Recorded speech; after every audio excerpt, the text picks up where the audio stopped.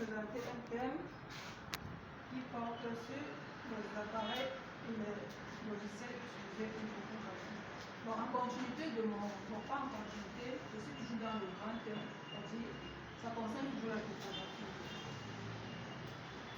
La dernière fois, j'ai eu à parler de la photographie dans son ensemble, également à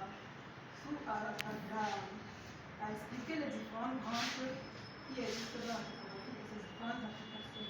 Bon, aujourd'hui, je vais vous parler des différents logiciels et matériels qu'on utilise en topographie. On peut définir la topographie comme une discipline qui consiste à représenter graphiquement les caractéristiques d'un terrain ou d'un site. Au Cameroun, les professionnels de la topographie utilisent divers appareils et logiciels pour accomplir leurs travaux. Donc, ce qui fera l'objet de notre présentation.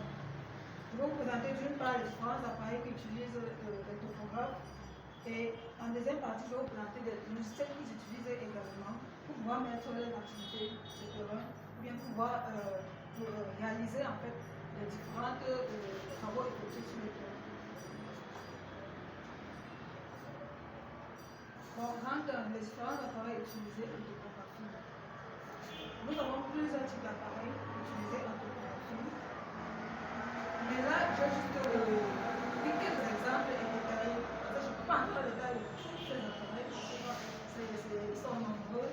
Moi, j'ai juste piqué quelques appareils dont je vais faire part de leur présentation. Nous avons par exemple les stations totales, les cachomètres, les théodolites, les GPS différentiels, qu'on appelle communément ici au Cameroun la bifréquence, les réflecteurs ou bien les prismes et les niveaux.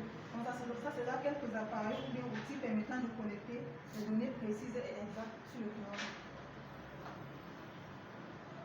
L'utilisation de ces outils permet d'obtenir généralement des résultats précis et exacts. Et ça permet de gagner également du temps et d'augmenter l'efficacité des travaux. Je vais vous parler ici de la station totale. Je présente l'image de la station totale. Voilà l'image d'une station totale qui est déjà stationnée. Parce que la station totale, en elle-même, c'est cet appareil ici qui est posé au-dessus du trépied. Parce que là, c'est un trépied sur lequel on stationne cette machine-là. Alors que laquelle on dit station totale. C'est un appareil électronique qui permet de mesurer les angles et les distances entre les points de référence à l'aide d'un réflecteur. Le réflecteur, c'est un petit outil là, sous forme de prisme également. Vous le voici. C'est cet outil-là qu'on appelle réflecteur parce que vous allez voir à l'intérieur, il y a un truc qui brille, qui scintille à l'intérieur. C'est ça qu'on appelle prisme. Bon, généralement c'est soutenu par une canne. C'est soutenu par une canne. Il y a une canne porte-prisme. C'est ça la canne porte-prisme. Cet appareil ici. Donc c'est ça qui soutient le prisme. Il est équipé d'une bulle. C'est cette bulle qui permet donc de fixer la verticalité de la canne sur le point de référence.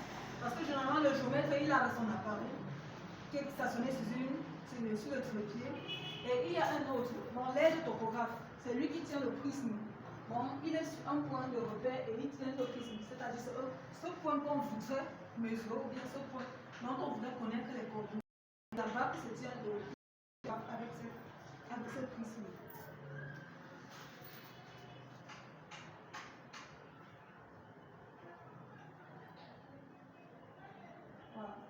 Bon, ces appareils permettent au géomètre de déterminer avec précision les coordonnées de points sur le terrain, les coordonnées de position des points sur le terrain, en effectuant des visées ou levées topographiques. Donc, le fait qu'un géomètre effectue une visée du côté de l'aile topographe en visant sur ce prisme, pardon. Parce qu'avec cet appareil sur lequel il est stationné, parce que généralement il est stationné sur un point de référence ou bien un point qu'il a déjà eu à déterminer les coordonnées. Lorsqu'il stationne sur ce point avec la station totale, il vise donc de l'autre côté du prisme pour déterminer les coordonnées de l'autre point. Donc il se place là sur son outil au travers de lunettes de l'appareil. Il vise le prisme de l'autre côté. Parfois on active le laser, parfois on n'active pas. Parce que cette station totale dispose également d'un laser. Mais pour celui qui voudrait avoir un résultat très précis, il active ce laser pour pouvoir centrer le prisme, viser au niveau du centre du prisme. Donc lorsqu'il vise, il effectue sur cette visée-là, il y a les ondes qui reviennent. Les ondes qui reviennent au niveau de l'appareil, c'est ça qui permet de déterminer les coordonnées, qui affiche les coordonnées. Donc